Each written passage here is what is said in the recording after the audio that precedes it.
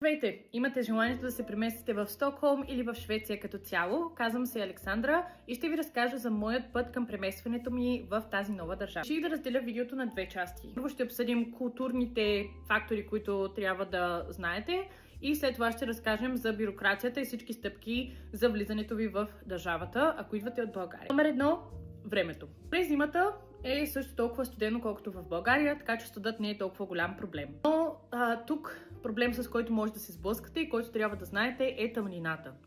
Тук месеците, в които е тъмно и се стъмва рано, са доста повече отколкото в България, тъй като се намира доста по-на север от България. Че това за някои хора е доста трудно. Тези тъмни месеци са около 7-8 някъде, така че трябва да имате това предвид, ако сте човек, който слънцето и светлината го зарежда и има нужда от това, за да се чувства добре. Две. Хората. За хората, които са решили да се преместят сами в Стокхолм или изобщо в която и да е скандинавска държава, може да се сблъскате с това, че определено хората, които са от тук, малко по-интровертни хора, поне към чужденци, и обичат да се седят в собствените си кръгове.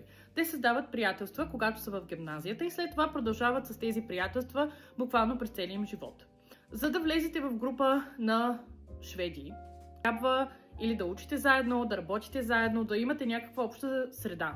Просто е така от улицата, няма да стане. Това по никакъв начин не означава, че хората тук са груби или нещо подобно. Напротив, просто е по-трудно да ги опознаете. Чужденци, да, така е, има доста събития, на които може да присъствате и да се запознаете с чужденци. Това абсолютно е опция и е възможно. Номер 3, и това е езикът. Знаете е, че за да си намерите работа на английски тук, определено изисква повече усилия. Тук малко ми напомня средата, все едно сме в Испания или в Италия, където езикът е на 100% задължителен.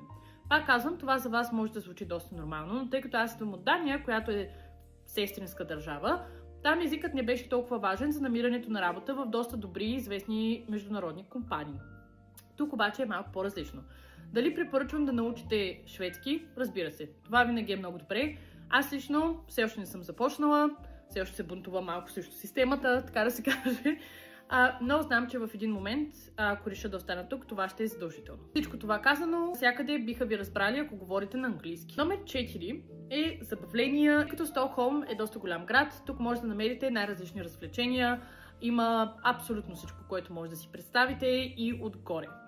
И ако стане въпрос за партита, музика и така нататък, клубове, има всякакви стилове музика, които биха ви интересували, има всякакви социални събития. Ако сте сингъл, има Singles Night, постоянно има сингъл евент, което е страхотно. Определено има какво да правите през зимата, през лятото, през цялото време. Няма да се притеснявате, че ще ви е скучно. Следващата точка, без да броя, е храната. Има най-различни видове храни, от най-различни видове тури, има абсолютно всичко, от което се нуждаете. Български магазин в Стокхолм не съм открила. Има един огромен център, ще напиша името е тук отгоре, в който можете да намерите български стоки. Български ресторант също не съм намерила. Ако знаете, моля, оставете го в коментарите, просто не съм успяла. Може да си готвите всички манджи, които имате желание от България, определено в Стокхолм. Едно нещо бих препоръчала, вземете си чубрица. Вземете си 2 кг чубрица от България, не се занимавайте с глупости. И последната точка е за намирането на гаджета и така нататък. Ето според мен е доста важна точка, ако идвате тук сингъл или не идвате заради някой друг. И това е нещо, което според мен трябва да се говори. Което трябва да знаете е, че те са доста по-непреми хора в сравнение с българите. По-дръпнати, определено вярват в 50 на 50, определено всички шеги за това, че те биха разделили сметката на първа среща, са верни. Естествено, има изключения. Има изключения, хора, има изключения, но не искам да дойдете да сте разочаровани от това, което ще видите. Делено има стереотипи и доста от тях са верни. Те са доста близки със семейството си по абсолютно различен начин от България. Така че пригответе се за културен шок, ако решите да излезете с швед. Ще направя отделно видео за това, ако искате да гледате. Надявам се това видео да ви е било интересно. Опитах се да го направя възможно най-късо избито, но ако имате още въпроси, абсолютно пишете ми и ще се радвам да ви отговоря.